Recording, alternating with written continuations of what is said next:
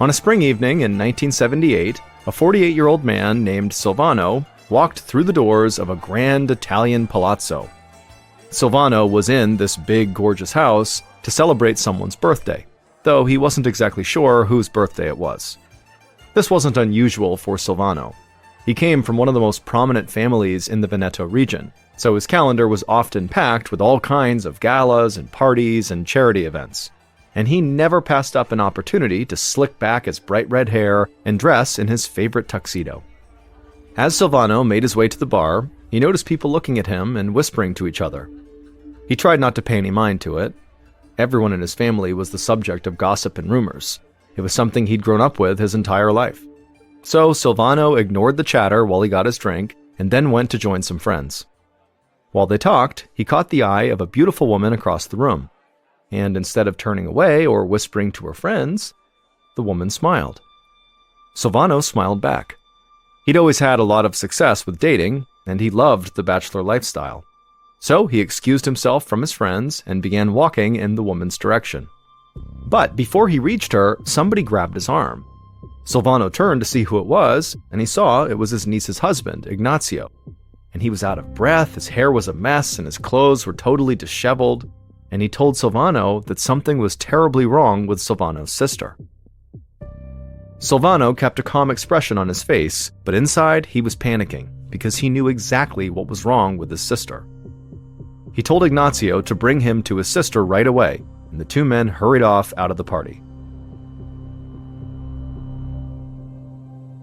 About half an hour later, Silvano was by his sister's bedside, and she was curled up in her pajamas, totally drenched in sweat. Silvano bent down to ask how she was feeling, and when she turned to look at him, her pupils were so small he could barely see them. She stared in his direction for a moment and then just shook her head. Tears slowly filled Silvano's eyes. He knew what that look meant. His sister had been struck by the family curse.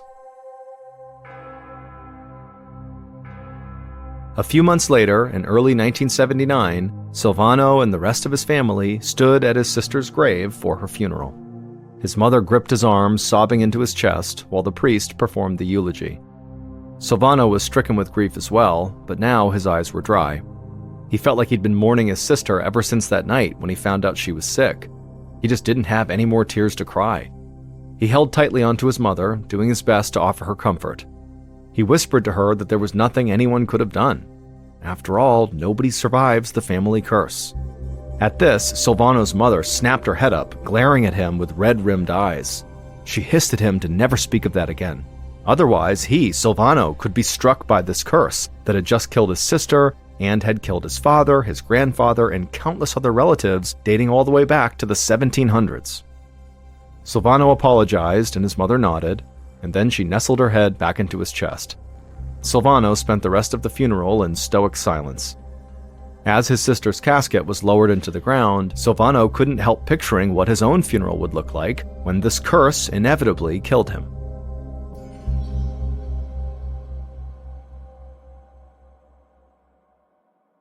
After his sister died, Silvano threw himself completely into his work.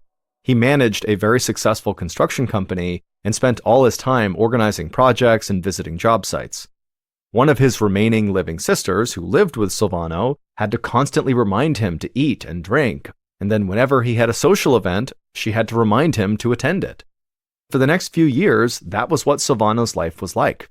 Basically work 24/7. But by 1983, 4 years after his sister had died, Silvano was completely exhausted. He knew he needed a break. So that summer, he decided to surprise his mother with a cruise on the Mediterranean Sea. And it would turn out it would be just what he needed. The warm air was invigorating, and every evening there was a new party for Silvano to attend. But on the last night of the cruise, disaster struck. Silvano was dancing with his mother when he suddenly felt overheated. He could feel his skin sticking to the shirt underneath his tuxedo jacket. His mother pulled away from him and asked if he was okay, and Silvano nodded and said he was fine, he just needed to go cool off for a minute. Silvano's pulse raced as he ran to the bathroom. He knew this was not just a simple case of overexerting himself, and when he looked into the mirror, his pinprick-sized pupils confirmed his worst fear. The family curse had indeed come for him too. and he was all too familiar with what happened next. First, he would stop being able to sleep, his mind would begin to deteriorate, and he'd lose his grip on reality, and then shortly after that, he'd be dead. And there was nothing anyone could do about it.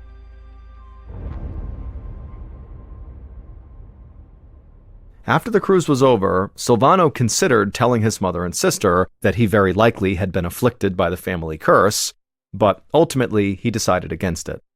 There was nothing they could do to stop this curse from killing him, and so he just didn't want them to worry.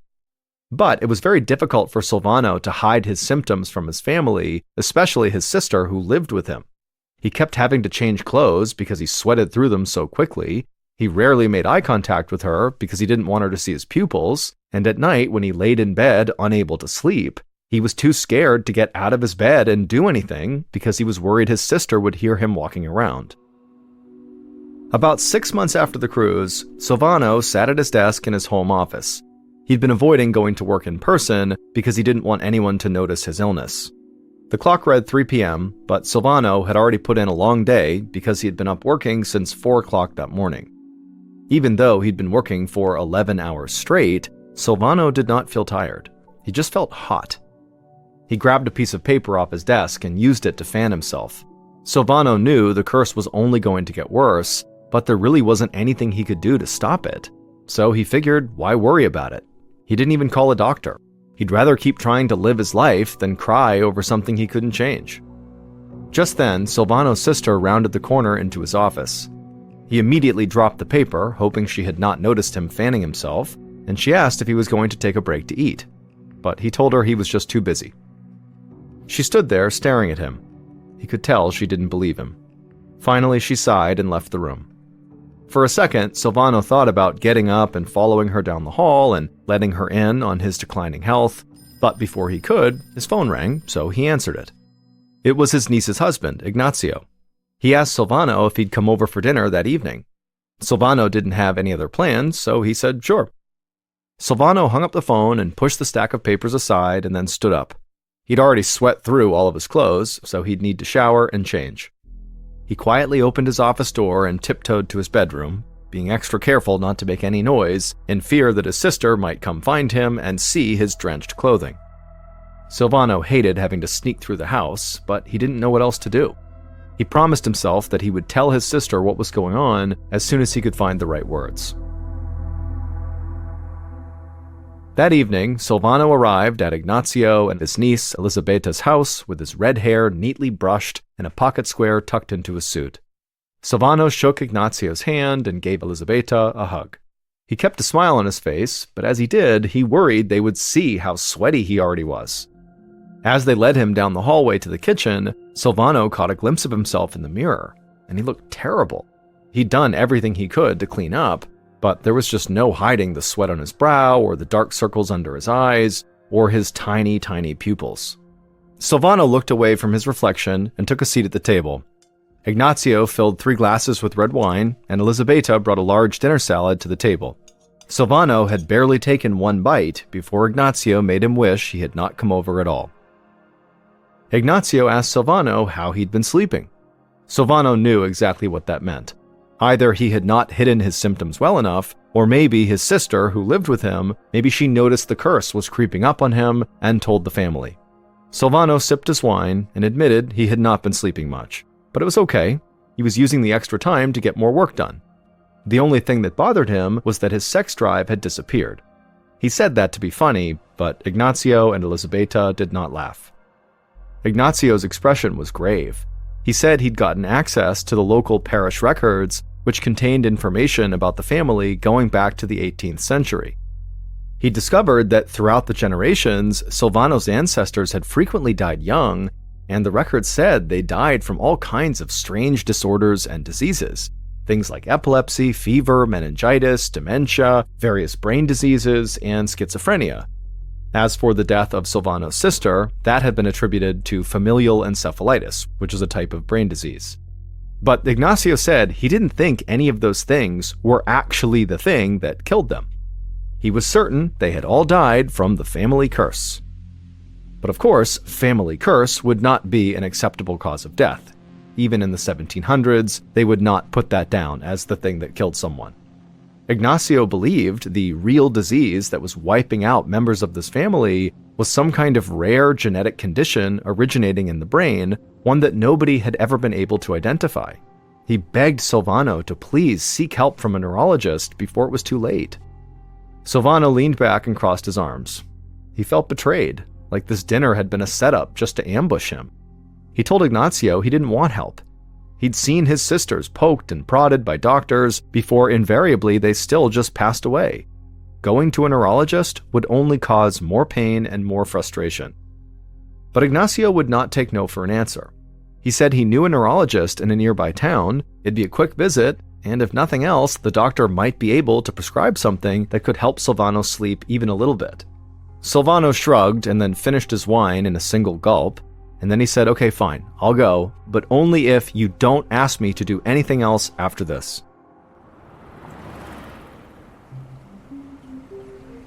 A few days later, Silvano sat in the passenger seat of Ignacio's car as they drove on the thin roads of the Veneto region, passing by fields of grazing cattle, intricate Gothic buildings, and canals full of clear water.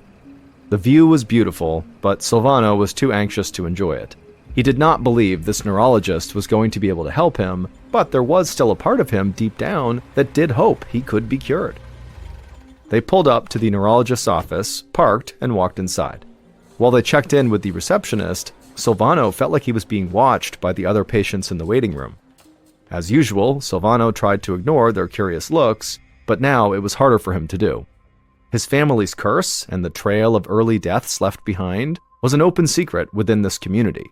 He could sense them evaluating him to see if he might be suffering from this curse too. After a few uncomfortable minutes in the waiting area, Silvano and Ignacio were called back to an exam room. A young neurologist came in, and Silvano explained his symptoms: unusual sweating, tiny pupils, low sex drive, and difficulty sleeping. Silvano was on edge as he watched the neurologist think. The doctor said he wasn't sure what to make of the sweating and the size of Silvano's pupils, but the lack of sleep could be a result of anxiety or depression. The neurologist prescribed Silvano a sedative. He said it might not cure him, but it should help him rest. Just like that, Silvano's hope dissolved. He'd known this appointment would be useless. Feeling disappointed, he stood up and thanked the doctor, then he and Ignacio left the office and headed home.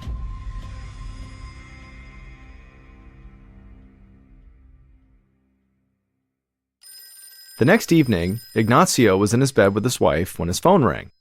He pushed the covers back and walked to the receiver, and when he picked it up, he heard Silvano's sister's frantic voice on the other end. She told Ignacio to come over quickly, then the line went dead.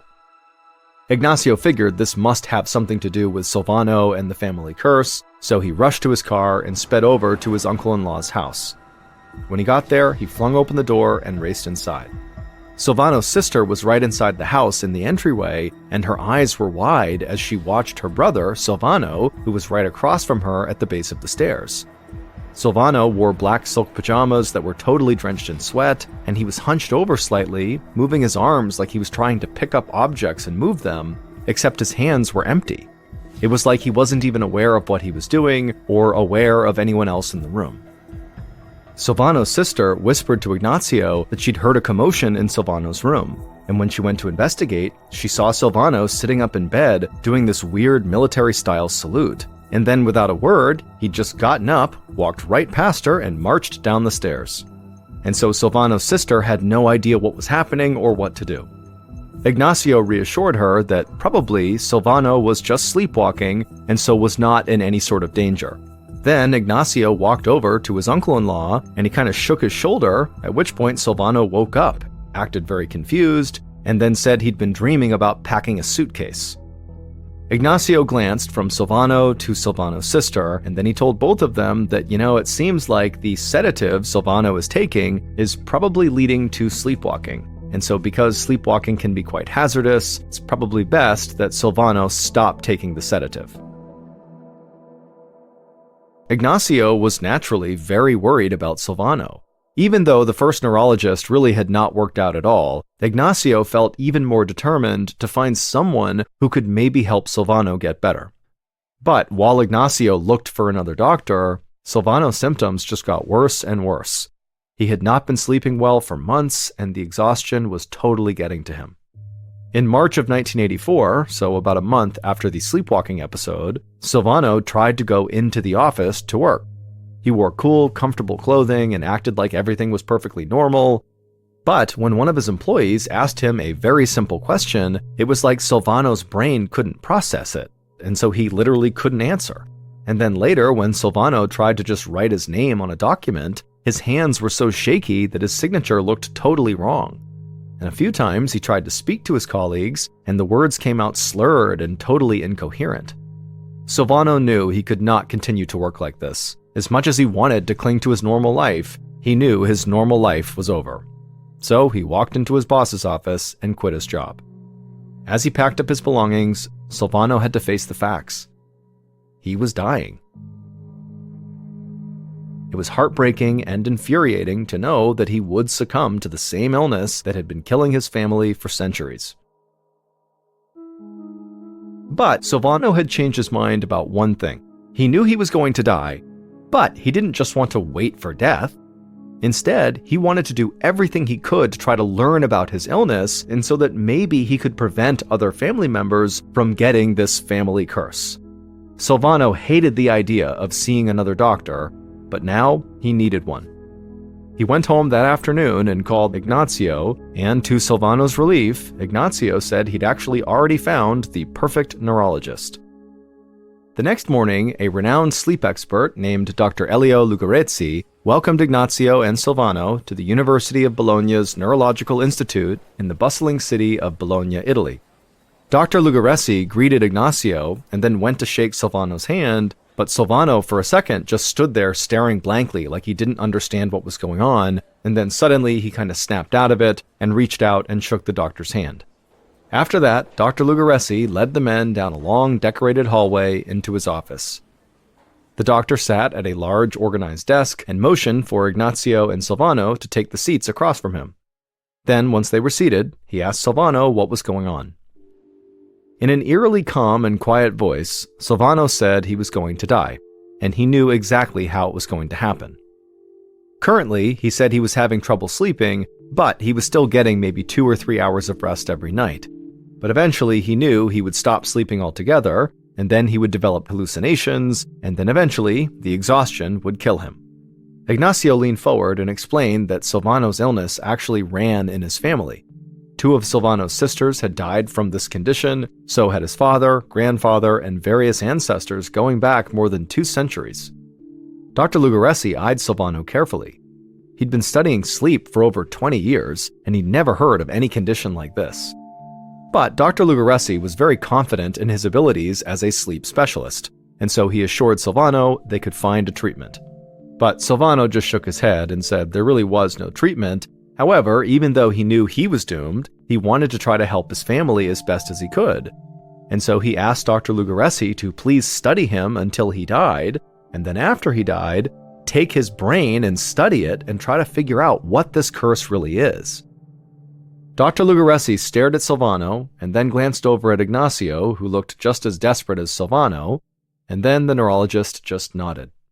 He told Silvano to go home, pack up everything he needed to live at the Neurological Institute, and then come back that evening. And then, after Silvano and Ignazio left, Dr. Lugarezzi and his team set up the laboratory observation room where Silvano would live. The room was small and nondescript, and had a bed in one corner and a video camera in the other.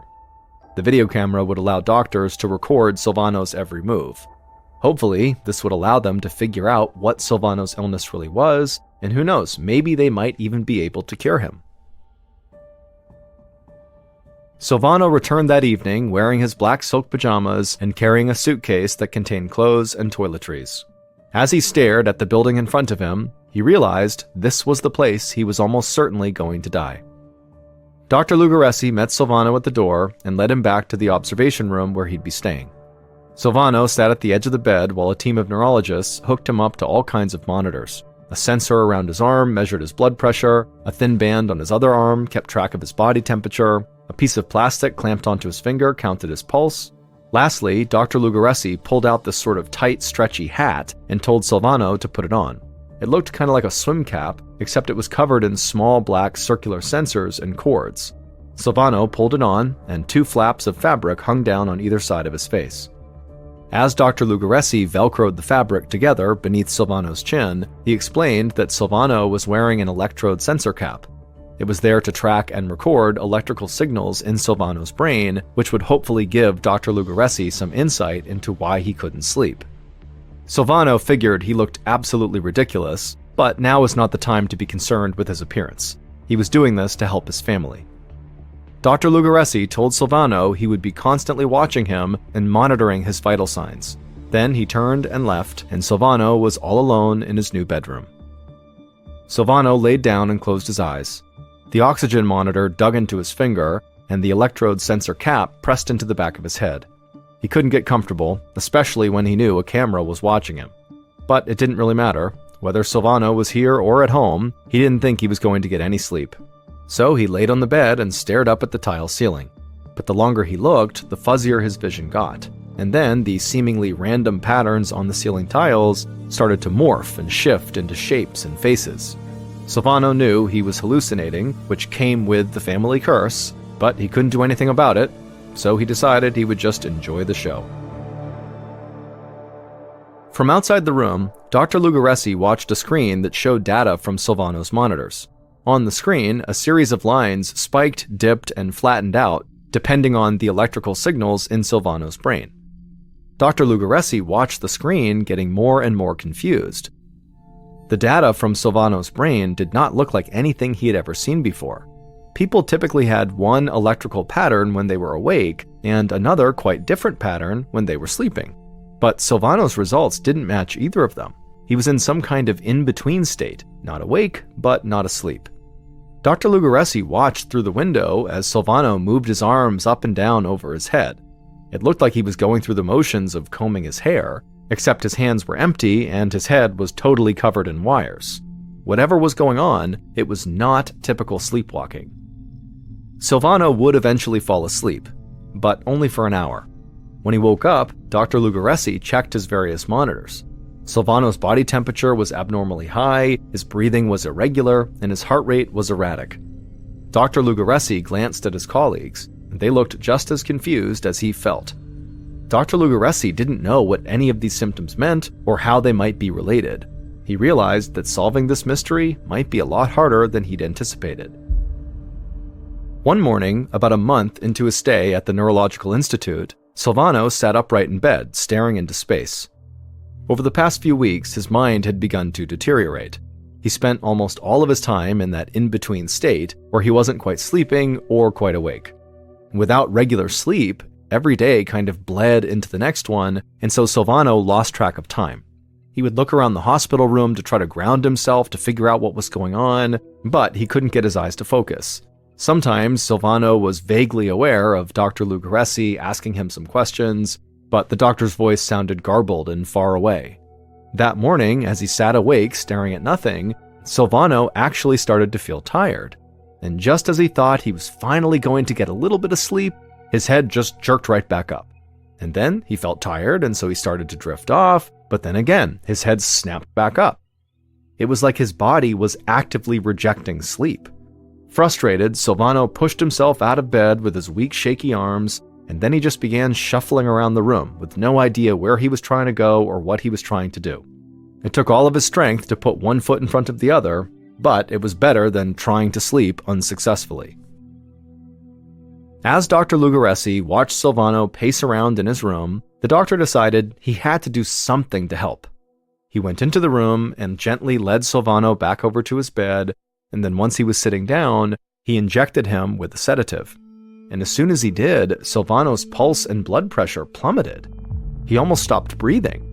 Dr. Lugaressi's stomach dropped. The sedatives had sent Silvano into a coma. Panicked, he administered more medications to undo the effect of the sedative, and these medications did bring Silvano out of the coma and put him back into that kind of trance-like state he was in. Dr. Lugaressi didn't know what to do. Silvano had always told him that there was no cure for this family curse, but Dr. Lugaressi had really wanted to prove him wrong. But now, after a month of monitoring Silvano, the doctor still could not give him a proper diagnosis, let alone help him get better. Dr. Lugaresi was really starting to feel helpless. Another month later, Dr. Lugaresi sat next to Silvano's bedside. Silvano was practically comatose, a totally blank expression on his face, until out of nowhere, he wrapped his arms around his legs and started screaming as loud as he could. To Dr. Lugaresi, it was like all of Silvano's pent-up pain and frustration was now finally just coming out. The worst part was, this seemed to be the last bit of energy left in Silvano. Over the next few weeks, Dr. Lugaresi watched as Silvano became less and less aware of the world around him. He quit eating, he quit moving, and so Dr. Lugaresi knew Silvano was dying, and there was nothing he could do to stop it. Silvano passed away in the laboratory observation room. Just as he'd predicted, he died 9 months after that night on the cruise ship when he first noticed symptoms of the family curse developing. Dr. Lugaresi kept the promise he'd made to Silvano. Immediately after he died, a pathologist removed Silvano's brain, and it was shipped to a neurological specialist in America. And what that specialist discovered in Silvano's brain shocked Dr. Lugaresi. The thalamus is a small walnut-shaped structure located near the center of the brain. It helps us process sensory information and plays a vital role in consciousness and maintaining our regular sleeping and waking cycles. And Silvano's thalamus was full of holes. It literally looked like worms had just bored right through it. Large portions of his thalamus had just been totally destroyed. Dr. Lugaresi had never seen anything like this before. In fact, this was a new disease, and it would be named fatal familial insomnia. In 1986, Dr. Lugaresi published his findings, detailing Silvano's illness and introducing his family's curse to the scientific community. Based on further research with Silvano's relatives, Dr. Lugaresi eventually determined fatal familial insomnia is caused by malfunctioning proteins which attack the thalamus. As the thalamus is destroyed, the brain loses the ability to regulate the body and the mind.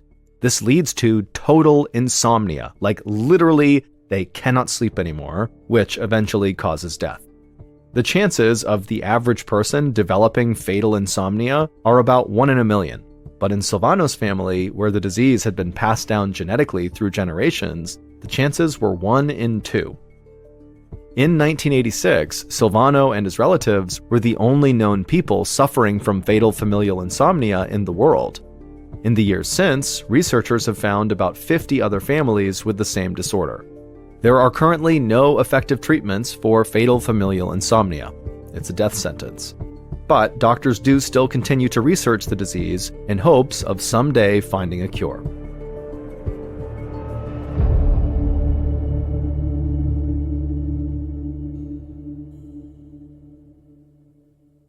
Before 8 a.m. on the morning of September 25, 1944, a police officer patrolled Day Street in Lower Manhattan in New York City. He passed the usual morning bustle, factory workers leaving the subway, telephone operators on their way to the nearby telephone and telegraph building, a food truck unloading vegetables at a dingy corner market, and someone begging for change outside an abandoned warehouse. Then, the officer noticed what looked like a heap of clothing just lying on the sidewalk ahead of him. The officer sighed and shook his head. He hated litter and took a lot of pride in keeping his streets clean. So, the officer approached this pile of clothes, looking for a trash can to dump it in. But as he got closer, the officer realized this pile of clothes was actually an elderly man in a shabby overcoat. He was doubled over and clutching his stomach.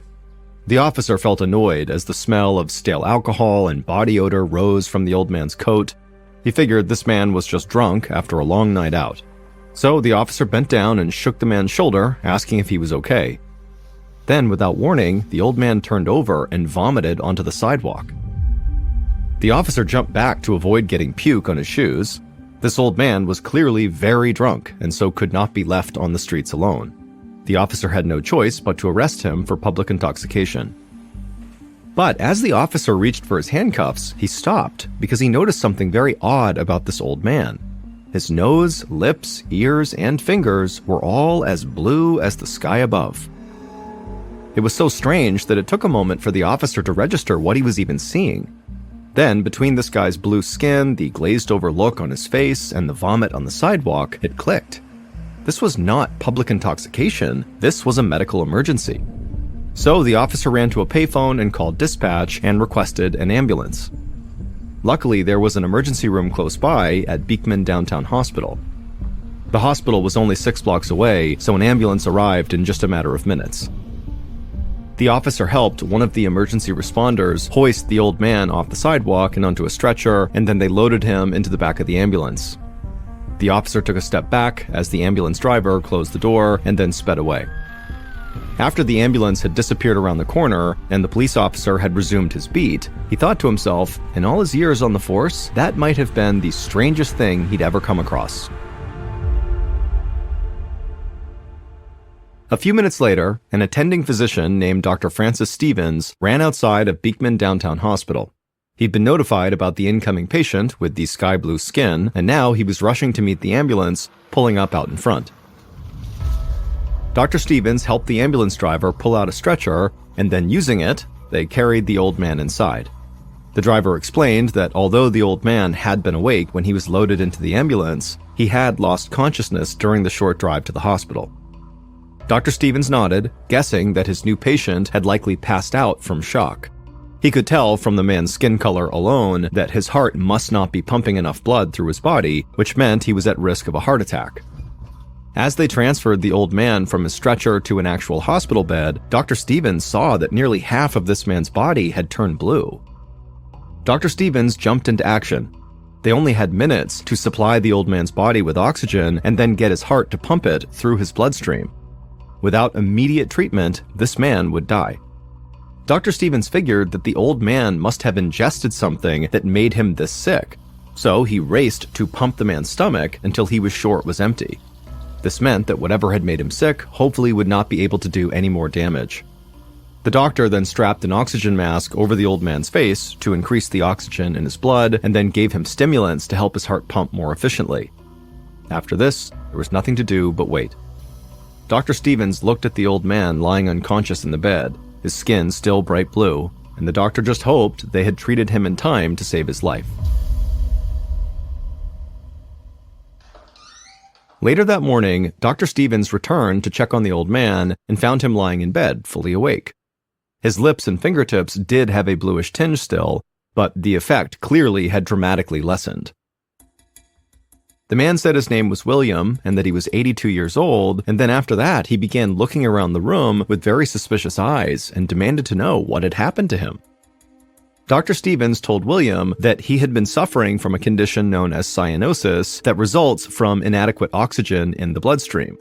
Cyanosis is known for causing people's skin to turn blue. It was a rare condition, and they weren't sure why William had gotten it. Although Dr. Stevens could assure William that for the time being, the best treatment available was just to rest. This answer did not seem to satisfy William, because his next question was, well, when do I get to go home? But before Dr. Stevens could answer him, the doors of the emergency room burst open and another unconscious man was carried into the waiting room. Dr. Stevens rushed from William's side to help this new patient. As the man was laid onto a bed, Dr. Stevens stopped and just stared at him with a look of surprise on his face. This new patient was also an old man dressed in tattered clothes, and as Dr. Stevens bent over him, he noticed that, just like William, this old man's lips, nose, and fingers were also bright blue. So Dr. Stevens administered the same treatment he'd just given William: a stomach pump, an oxygen mask, and heart stimulants. But as he was working on this new patient, Dr. Stevens started to have this sinking feeling in his gut. 2 cyanosis cases on the same day? What was that about? He knew that in rare cases, cyanosis was a symptom of carbon monoxide poisoning. He worried that there might be a gas leak in a nearby building, and in a neighborhood as crowded as Lower Manhattan, that could be disastrous. Dr. Stevens was able to stabilize this new patient's condition, but the doctor didn't have a moment to rest. Almost immediately after this second patient was stable, he heard another ambulance pull up out front, and seconds later, 3 more people were carried in. And from across the room, Dr. Stevens could already see that all 3 of them were elderly, run-down men, and they were all bright blue. Now, Beekman Downtown Hospital had a total of 5 cyanosis patients. Dr. Stevens and his staff worked through the entire morning to save these 3 new blue patients, and then just before lunch, 2 more blue men were carried in, and 10 minutes later, another 2. Dr. Stevens was totally confused. Something in the city had to be making all these men sick, but it just was not clear what it was. By noon, there were 9 ragged elderly men who had blue skin who were laid out in the hospital's beds. Dr. Stevens and his staff ran from bed to bed, administering treatment until all 9 men were totally stabilized and their skin was slowly turning back to its normal color. It was only then that Dr. Stevens had a moment to step back and actually go look at the men's admission papers. These documents revealed that all of the men had been found on sidewalks or in condemned buildings all around the neighborhood. Dr. Stevens didn't know what to make of this, but the fact that the men were coming from different places meant that a single gas leak probably could not have made them all sick. But if it wasn't gas poisoning, what was making these men turn blue? Dr. Stevens worried it could be some kind of airborne illness or virus, and so even though Dr. Stevens did not really know what was going on, he knew it was now time to report this outbreak to the Department of Health. About an hour later, a field epidemiologist with the New York Department of Health named Dr. Ottavio Pelletieri walked through the doors of Beekman Downtown Hospital. He showed his identification to the receptionist and asked to speak with the physician who was in charge. Dr. Pelletieri's job was to investigate possible outbreaks of disease. His eyes wandered around the emergency room. Of the 9 blue-skinned patients laying in the beds against the wall, only 5 of them were awake. Dr. Pelletieri focused on William, who was the first patient brought in that morning. William was sitting upright in his bed, his skin still somewhat blue, but he was clearly feeling better. Dr. Pelletieri walked over and introduced himself. He asked William about his morning. The old man coughed into his fist and then thought for a moment. He said at first it was just an ordinary day. He'd woken up in a nearby rooming house called the Globe Hotel, which was a crumbling, dingy building filled with as many twin beds as possible. After waking up, William said that he wandered down to breakfast at the Eclipse cafeteria, where low-income people could get a hot meal very cheap. He ate some oatmeal and drank some coffee, and then started back to his boarding house. And when he reached the sidewalk right outside of the Globe Hotel, he suddenly started feeling these stabbing pains inside of his stomach. Then he fell to the ground, and the next thing he knew, he was in this hospital bed. Just as Dr. Pelletieri was about to open his mouth to ask William some follow-up questions, the cyanosis patient in the next bed over piped up and said that he also had eaten at the Eclipse cafeteria that morning. Dr. Pelletieri raised his eyebrows. He stepped away from William's bed and asked the 5 conscious patients if they'd also eaten at Eclipse that morning. And all of them nodded yes, they had. Dr. Pelletieri now knew where to start his investigation. Something obviously was wrong at the Eclipse cafeteria. The question was whether there was a carbon monoxide leak there or if something else in the restaurant had made these men sick.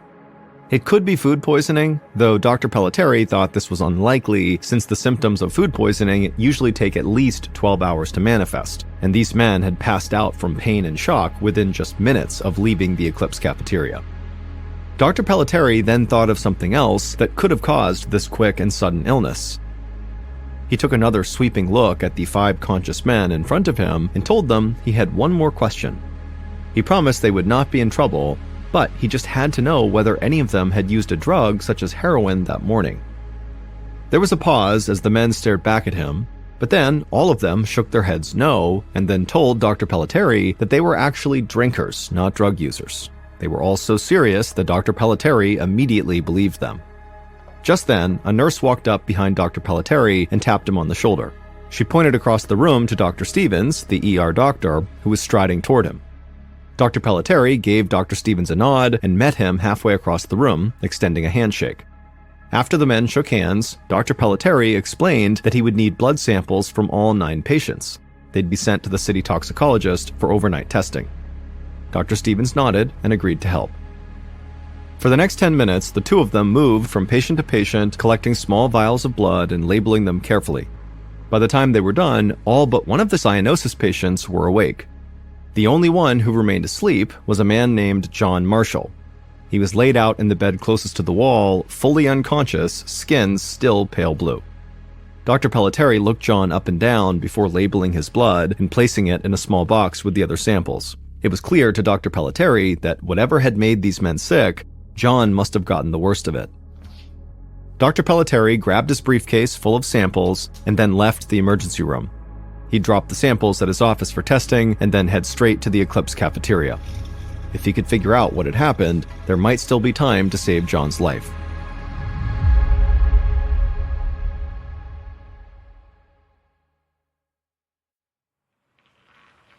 Around 5 o'clock that afternoon, Dr. Pelletieri arrived at the Eclipse cafeteria to find it closed and locked up. But the lights were on inside, so the doctor knocked on the dingy glass door. When there was no answer, he knocked again, announcing himself loudly as a member of the health department. Finally, he saw someone inside pop out of the kitchen and hurry across the dining room. The man was dressed in a well-tailored trench coat and wore a suit. He unlocked the front door and opened it for Dr. Pelletieri and then introduced himself as Mr. Weinberg and said he was from the New York Bureau of Food and Drugs. He explained to Dr. Pelletieri that a secretary from the New York Department of Health had already called his office. Now that a restaurant was potentially responsible for the cyanosis outbreak, his department needed to be involved. Dr. Pelletieri felt grateful for the unexpected help, and so he stepped inside of the Eclipse cafeteria, and right away he was hit with this horrible smell. It was like an algae-filled aquarium. Dr. Pelletieri thought there must be so much mold lurking behind all the filthy and cracked tile walls. This place was so overdue for a proper cleaning that an inch of black grit clung to every corner of the floor. Dr. Pelletieri looked around the rest of the room, and he saw fruit flies climbing the walls. There were 17 rickety tables that filled the dining room, each with its own sticky bottle of ketchup and salt and pepper shakers. Weinberg told Dr. Pelletieri that he had not found a gas leak anywhere inside, but he'd already cited the cafeteria with 15 separate health code violations. The kitchen was even more disgusting than the dining room. A thick layer of grease clung to every surface, bags of rotting garbage sat beneath the kitchen sinks. Dr. Pelletieri picked up a fork lying on the counter, and a thick layer of starch coated the fork prongs. To him, everything inside of this cafe was a potential contaminant. It was only then that Dr. Pelletieri noticed the cook and the restaurant owner standing beside the oven. Dr. Pelletieri was even more surprised to find that both men looked genuinely upset, maybe even afraid. Dr. Pelletieri felt relieved. Usually, restaurant owners were combative when the health department showed up, but he guessed that these men were going to be cooperative. If they had something to do with these 9 men getting sick, it seemed very much like it was an accident. Dr. Pelletieri wanted to speak with the line cook first. He asked the man if he did anything different than usual when he cooked breakfast that morning. The line cook shook his head and said no. He had made the usual breakfast of oatmeal, rolls, and coffee, nothing different than every other morning. Dr. Pelletieri then followed the cook to the pantry, taking note of the type of dry cereal the cook had used to make 6 gallons of oatmeal. Then the cook led Dr. Pelletieri to the giant metal stock pot that he had used to both cook the oatmeal and then serve the oatmeal, enough to serve 125 people that morning. The cook rattled off the recipe: 5 pounds of that dry cereal, 4 gallons of city tap water, and a handful of salt. The cook gestured to a gallon can of salt sitting on the stove, and then he pointed to a series of canisters sitting on a shelf just above the stove. The cook explained they stored the salt there in bulk, then just refilled the salt can on the stove as needed. Dr. Pelletieri said he wanted to take samples from everything the men had cooked with that morning. Then the doctor grabbed a step stool to reach the canisters labeled table salt above the oven. And when he was up there and was eye level with these canisters, he noticed there was a different canister hidden amongst them, one that did not have a label. Dr. Pelletieri lifted that can off the shelf and looked inside, and to him, it just looked like table salt. But just to be sure, Dr. Pelletieri climbed down from the stepladder and then showed this unlabeled can of white crystals to the cook and said, "What is this?" The cook explained that this can contained something known as saltpeter, which was a preservative he used to make corned beef and pastrami. The cook said he did not use the saltpeter to make oatmeal. For that, he used regular table salt. Dr. Pelletieri nodded, but just in case, he took a small sample of the saltpeter with him. For a moment, Dr. Pelletieri wondered if maybe there had been some kind of a mix-up, and the cook had used saltpeter instead of table salt. But even if that had been the case, that would not have been what made all 9 of those men sick. Saltpeter was not toxic. Once Dr. Pelletieri had a bag full of all the samples he needed, he left the Eclipse cafeteria, hoping he would never have to return. Then he headed for the health department chemist's office. He needed these samples tested for poison overnight, along with the blood samples that he'd dropped off earlier. Dr. Pelletieri really wanted to get back to the hospital to check in on the 9 patients. But first, he had to make sure that this cyanosis outbreak was contained and that he was aware of every single cyanosis patient being treated right now in the city. He spent the next several hours visiting every cheap rooming house in the neighborhood, as well as all the nearby hospitals, until he was certain that the only cyanosis victims that were being dealt with right now were the 9 at the Beekman Downtown Hospital. When Dr. Pelletieri finally returned to the Beekman Downtown Hospital, it was well after midnight. And when he got there, a nurse greeted him and told him that since he had left the hospital that afternoon, 2 more elderly men had arrived with cyanosis, so blue skin. That brought the official count up to 11. Most of them were awake now and back to their normal coloring, but the sickest patient, John Marshall, still lay unconscious in his bed by the wall, and his situation seemed to only be getting worse. Dr. Pelletieri frowned and then thanked the nurse for the update. Then he headed back out the door toward his office to write his initial report, summarizing his investigation for his boss, Dr. Morris Greenberg, the city's chief epidemiologist. The next morning, Dr. Pelletieri had to go back to the Eclipse cafeteria, even though he really didn't want to. He was exhausted, having stayed up most of the night writing his report for his boss. But to continue his investigation, he would need to speak with more members of the kitchen staff. When he got there, the cafeteria was still closed because of the health department citations, but the busboys and cashiers were waiting for Dr. Pelletieri inside the dining room. He chatted with each of them, following them around the cafeteria as they pantomimed their workdays. It didn't take long for Dr. Pelletieri to conclude that their actions had not contributed to the cyanosis cases in any significant way. But as Dr. Pelletieri packed up his belongings and got ready to leave, the cook from the day before appeared in the dining room with a fearful look on his face. He admitted to Dr. Pelletieri that he'd been up all night worrying that maybe, just maybe, he did accidentally season the oatmeal with saltpeter, not table salt, and if so, he was incredibly sorry.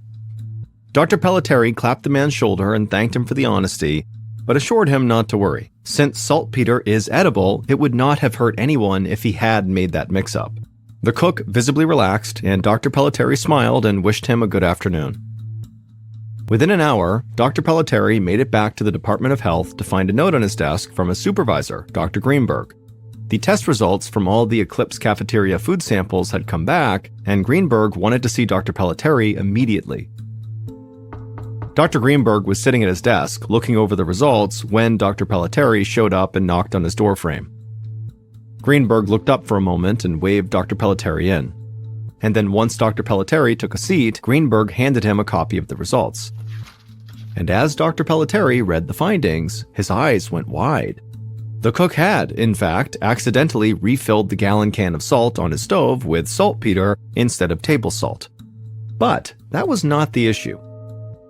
The problem was that both the table salt and the saltpeter contained measurable levels of sodium nitrite, a meat preservative that can be poisonous if not handled carefully. Dr. Pelletieri knew that sodium nitrite wasn't dangerous in small doses, but large quantities of it could be deadly. For a moment, Dr. Pelletieri wondered how sodium nitrite could have gotten into the kitchen in the first place. It was more common at processing plants where meats like salami, hot dogs, and bacon were cured. And then Dr. Pelletieri remembered that because the nation was in the middle of World War II, the government had approved the use of limited concentrations of sodium nitrite in restaurants to make foods last longer.